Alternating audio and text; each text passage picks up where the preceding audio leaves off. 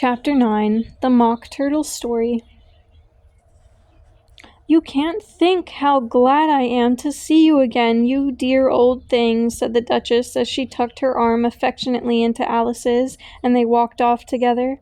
Alice was very glad to find her in such a pleasant temper, and thought to herself that perhaps it was only the pepper that had made her so savage when they met in the kitchen.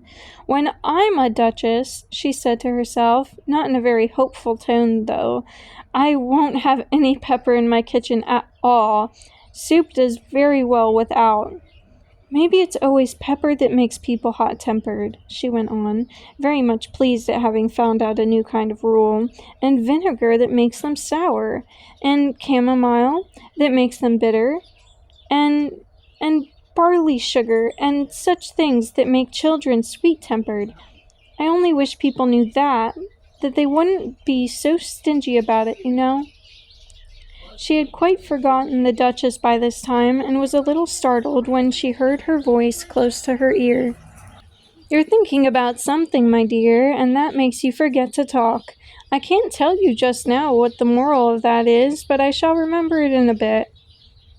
"Perhaps it hasn't one," Alice ventured to remark. "Tut, tut, child," said the Duchess, "everything's got a moral, if only you can find it." And she squeezed herself up closer to Alice's side as she spoke. Alice did not much like keeping so close to her, first because the Duchess was very ugly, and secondly because she was exactly the right height to rest her chin upon Alice's shoulder, and it was an uncomfortably sharp chin. However, she did not like to be rude, so she bore it as well as she could. "The game's going on rather better now," she said, by way of keeping up the conversation a little. "'Tis so," said the Duchess, "and the moral of that is, oh, 'tis love that makes the world go round." "Somebody said," Alice whispered, "that it's done by everybody minding their own business." "Ah, well, it means much the same thing," said the Duchess, digging her sharp little chin into Alice's shoulder as she added, "and the moral of that is, take care of the scents and the sounds will take care of themselves." "How fond she is of finding morals in things," Alice thought to herself. I dare say you're wondering why I don't put my arm around your waist," the Duchess said after a pause. "The reason is that I'm doubtful about the temper of your flamingo. Shall I try to experiment?" "He might bite," Alice cautiously replied, not feeling at all anxious to have the experiment tried. "Very true," said the Duchess. "Flamingos and mustard both bite. And the moral of that is, birds of a feather flock together." "Only mustard isn't a bird," Alice remarked. "Right, as usual," said the Duchess with a clear way you have of putting things. "It's a mineral, I think," said Alice. "Of course it is," said the Duchess, who seemed ready to agree to everything that Alice said. "There's a large mustard mine near here, and the moral of that is, the more there is of mine, the less there is of yours." "Oh, I know!" exclaimed Alice, who had not attended to this last remark. "It's a vegetable. It doesn't look like one, but it is." "I quite agree with you," said the Duchess, "and the moral of that is, be what you would seem to be. Or if you'd like it put more simply, never imagine yourself not to be otherwise than what it might appear to others that what you were or might have been was not otherwise than what you had been would have appeared to them to be otherwise." "I think I should understand that better," Alice said very politely, "if I had it written down, but I can't quite follow it as you say it." "There's nothing to what I could say if I chose," the Duchess replied in a pleased tone. "Pray don't trouble yourself to say it any longer than that," said Alice. "Oh, don't talk about trouble," said the Duchess. "I make you a present of everything I've said as yet." "A cheap sort of present," thought Alice. "I'm glad you don't give birthday presents like that." But she did not venture to say it out loud. "Thinking again?" the Duchess asked, with another dig of her sharp little chin. "I've a right to think," said Alice sharply, for she was beginning to feel a little worried. "Just about as much right," said the Duchess, "as pigs have to fly, and But here, to Alice's great surprise, the Duchess's voice died away, even in the middle of her favorite word, moral, and the arm that was linked into hers began to tremble. Alice looked up, and there stood the Queen in front of them, with her arms folded, frowning like a thunderstorm. "A fine day, your Majesty," the Duchess began in a low, weak voice. "Now I give you fair warning," shouted the Queen, stamping on the ground as she spoke. "Either you or your head must be off, and that in about half no time. Take your choice." The Duchess took her choice, and was gone in a moment. "Let's go on with the game," the Queen said to Alice, and Alice was too much frightened to say a word, but slowly followed her back to the croquet ground. The other guests had taken advantage of the Queen's absence and were resting in the shade. However, the moment they saw her, they hurried back to the game, the Queen merely remarking that a moment's delay would cost them their lives. All the time they were playing, the Queen never left off quarreling with the other players and shouting, "Off with his head," or "Off with her head." Those whom she sentenced were taken into custody by the soldiers, who of course had to leave off being archers to do this, so that by the end of half an hour or so there were no archers left, and all the players except the Queen, the King, and Alice were in custody and under sentence of execution. Then the Queen left off, quite out of breath, and said to Alice, "Have you seen the Mock Turtle yet?" "No," said Alice. "I don't even know what a mock turtle is." "It's the thing mock turtle soup is made from," said the Queen. "I never saw one, or heard of one," said Alice. "Come on, then," said the Queen, "and he shall tell you his story." As they walked off together, Alice heard the King say in a low voice to the company generally, "You are all pardoned. Come, that's a good thing," she said to herself, for she had felt quite unhappy at the number of executions the Queen had ordered. They very soon came upon a griffin, lying fast asleep in the sun. If you don't know what a griffin is, look at the picture. "Up, lazy thing," said the Queen, "and take this young lady to see the Mock Turtle, and to hear his story. I must go back and see after some executions I have ordered." And she walked off, leaving Alice alone with the griffin. Alice did not quite like the look of the creature, but on the whole she thought it would be quite as safe to stay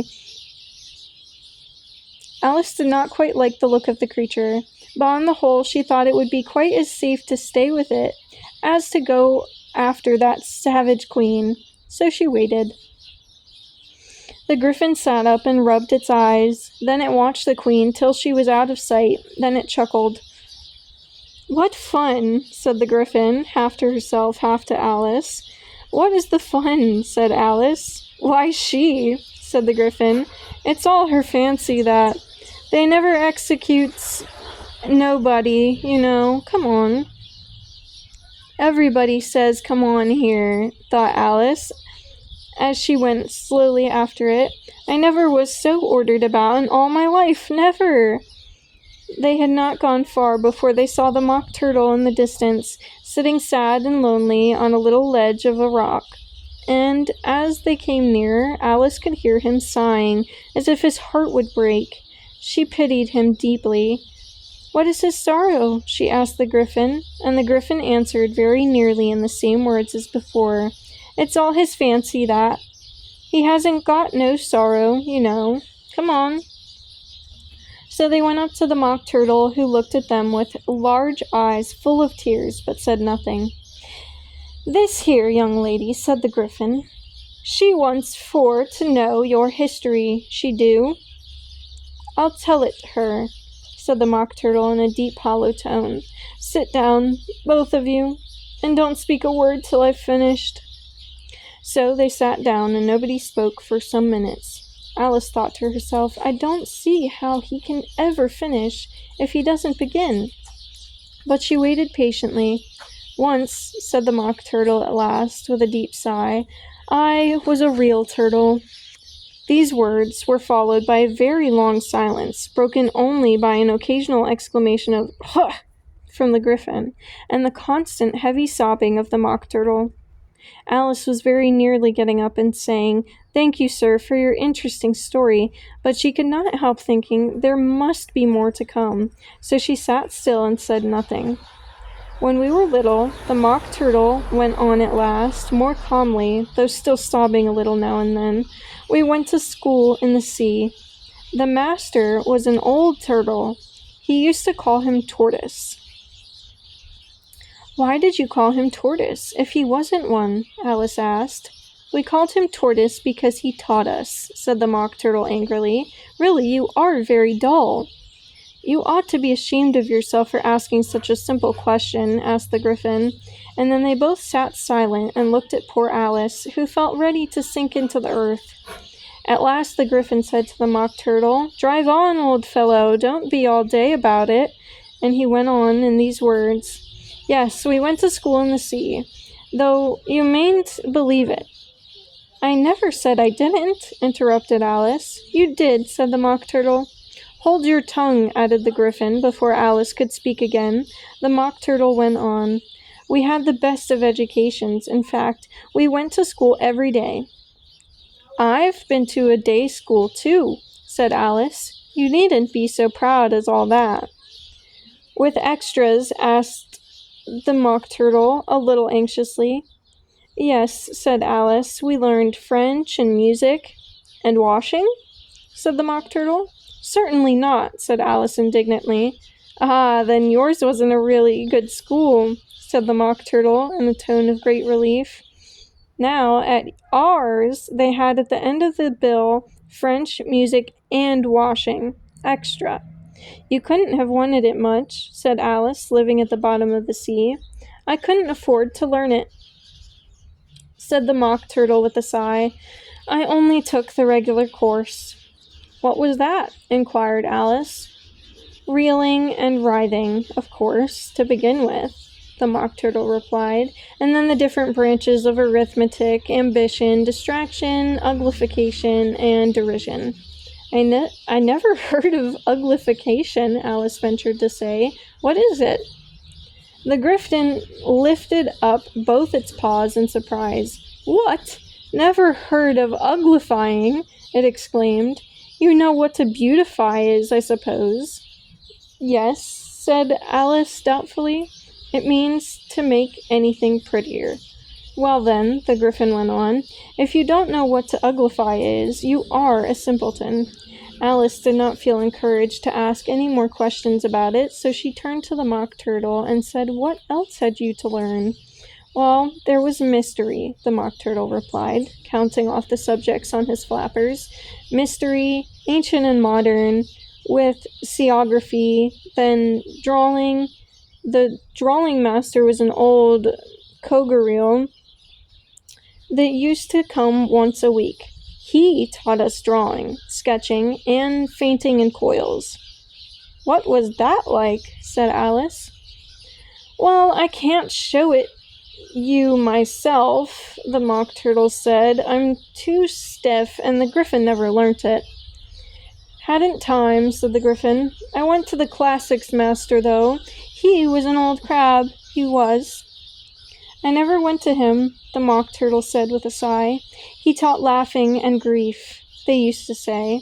So he did," said the Griffin, sighing in his turn, and both creatures hid their faces in their paws. "And how many hours a day did you do lessons?" said Alice, in a hurry to change the subject. 10 hours the first day," the Mock Turtle, 9 the next, and so on. "What a curious plan!" exclaimed Alice. "That's the reason they're called lessons," the Griffin remarked, "because they lessen from day to day." This was quite a new idea to Alice, and she thought it over a little before she made her next remark. "Then the 11th day must have been a holiday." "Of course it was," said the Mock Turtle. "And how did you manage on the 12th?" Alice went on eagerly. "That's enough about lessons," the Griffin interrupted in a very decided tone. "Tell her something about the games now."